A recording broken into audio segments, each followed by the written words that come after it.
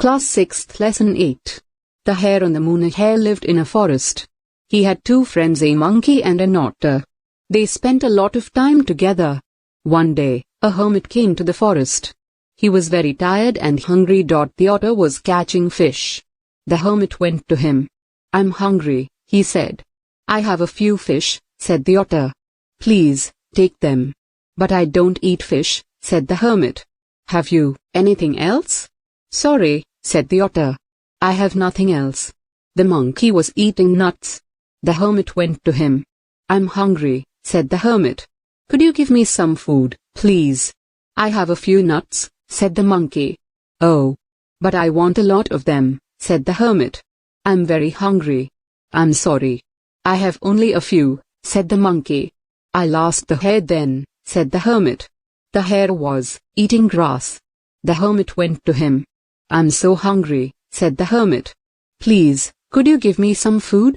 "I have a lot of grass," said the hare. "But I don't eat grass," said the hermit with a smile. "Have you anything else?"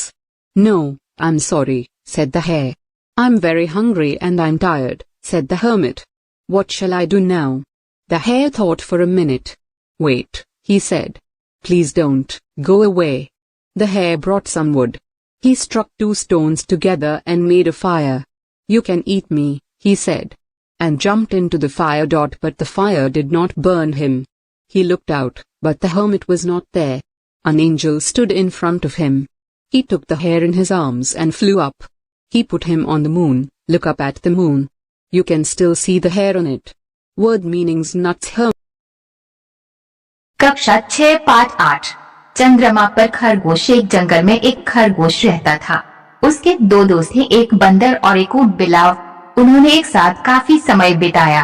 एक दिन एक साधु जंगल में आया। वह बहुत थका हुआ और भूखा था। ऊंट बिलाव मछली पकड़ रहा था। साधु उसके पास गया।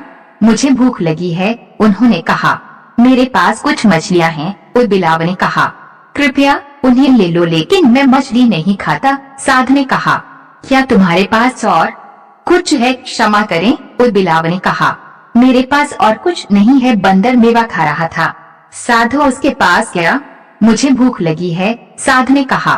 "क्या आप मुझे कुछ खाना दे सकते हैं?" "मेरे पास कुछ मेवे हैं," बंदर ने कहा। "ओह, लेकिन मुझे उनमें से बहुत कुछ चाहिए," साधु ने कहा। "मुझे बहुत भूख लगी है, मुझे क्षमा करें, मेरे पास केवल कुछ ही है," बंदर ने कहा। "मैं तब खरगोश से पूछूंगा," साधु ने कहा। खरगोश घास खा रहा था। साधु उसके पास गया। "मुझे बहुत भूख लगी है," साधु ने कहा।